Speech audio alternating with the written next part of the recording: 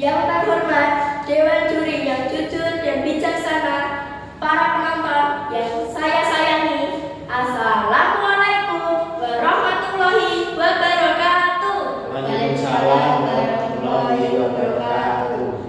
Perkenalkan, nama saya Anindya Ramadina Maestri. Saya dari kelas 5 SD Jubewara 01, Kecamatan Saradan, Kabupaten Madiun. Saya akan bertutur dengan judul Asal-usul Kota Banyuwangi. Naskah saya ambil dari https://agusiswoyo.com. Pada zaman dahulu, dekat kaki Gunung Ijen terdapat sebuah kerajaan yang terkenal.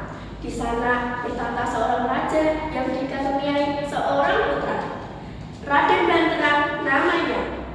Amatlah kasih baginda kepadanya. Raja sudah tua usianya. Namun ia ingin benar putranya dapat menggantikannya kelak. Raden Banterang merupakan seorang anak muda yang gagah, cakap, dan elok parasnya. Namun tak ada gading yang tak retak. Raden Banterang merupakan seorang penaik darah. Barang siapa yang menurut pendapatnya bersalah, maka dihukumnya tanpa diurus dan diperiksa terlebih dahulu. Adipati tak dapat melarang kegemaran putranya itu. Ayahnya tak dapat melarang kegemaran putranya itu. Pada suatu hari, karena asyiknya ia terpisah dari pengingat, maka ia mau mencari jalan keluar utara. Tak lama kemudian, ia menemukan sebuah sungai, dan berjumpalah ia dengan seorang gadis yang sedang memetik bunga.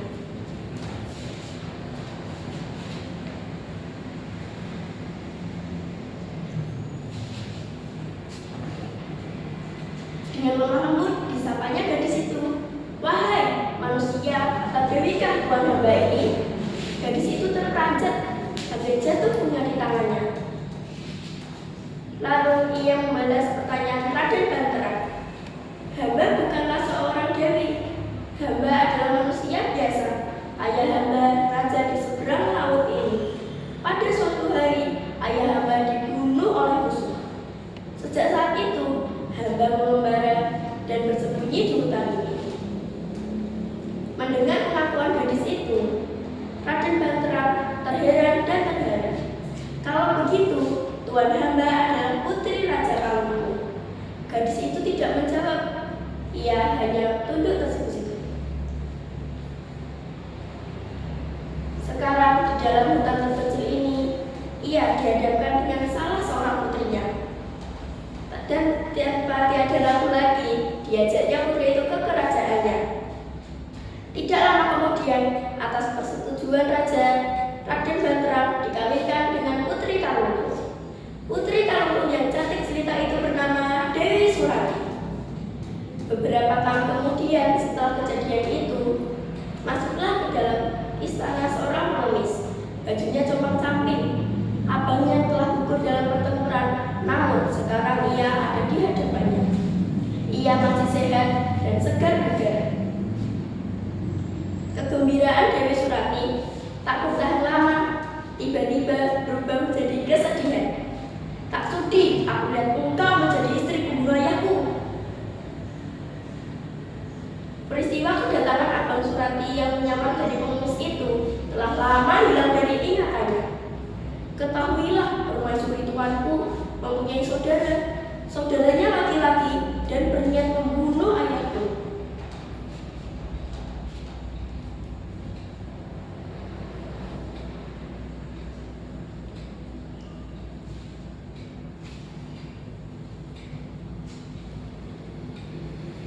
Jika tidak percaya, lihatlah di bawah peraduan Tuan Putri. Di sana terdapat sehelai kain kepunyaan abangnya itu.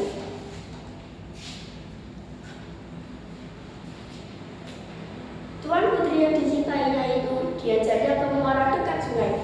Di sana diperlihatkan pula sehelai kain milik abangnya. Muka Raden Banterang merah padam. Dewi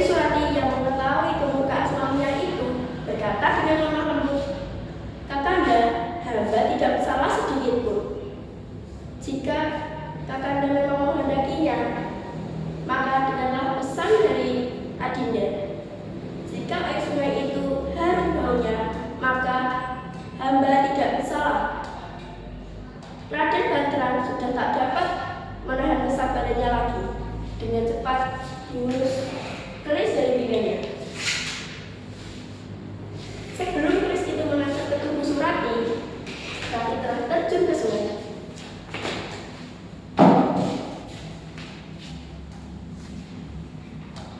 Tubuh Dewi Surati perlahan-lahan tenggelam. Tak lama kemudian, semerbak bau harum dari dalam sungai itu.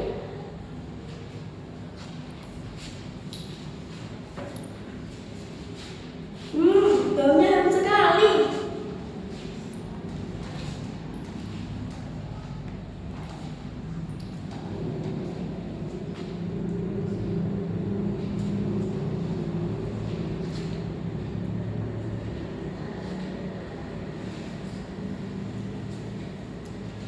Air sungai itu bau harumnya.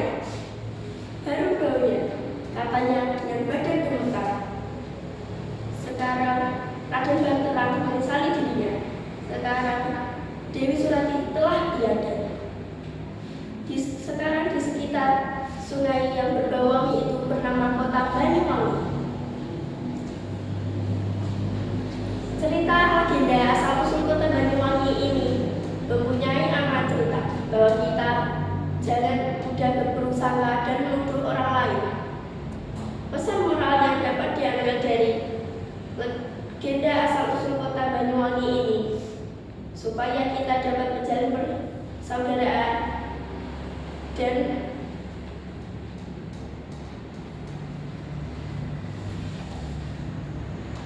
menjalin hubungan antar anggota keluarga.